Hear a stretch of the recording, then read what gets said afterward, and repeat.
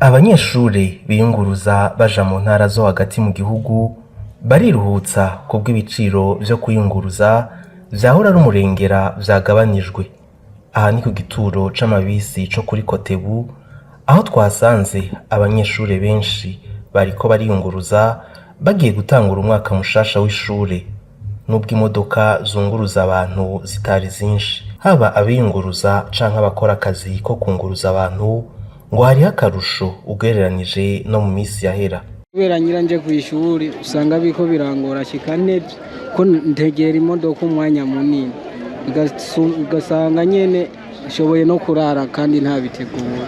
Ibiciro sinumvise neza amahera baba baravuze, ariko ngerageje kuraba vyarurutse rwose. Nivyo numvise ko mu kumanuka menga nako kuduga uva Gitega uva Gitega Bujumbura menga ni numvise nkako baduga kuri 9000 ma 9500 uko wowe isiganya no guhumiriza abo ba shoferi sinzi kari bo babigira, ntumbazi sinzi kari bo babuze ku bushake bwabo.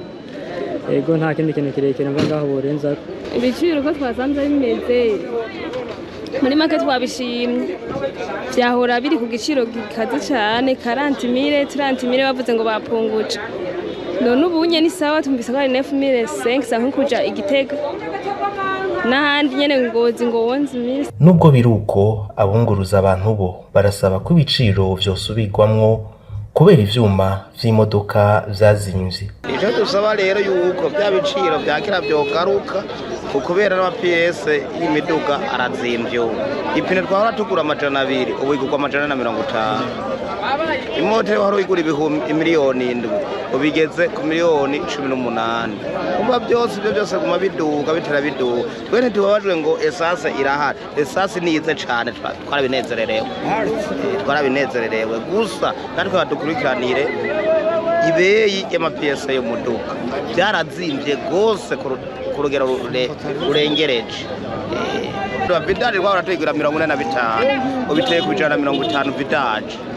Ilitiro zitanu za vidali ziyazi igurwa ubu wijana 50. Batoyigira ibihumbi 50, 675. Twese ngo bitera biduga. Twene esase tuyingukuri kwamyo.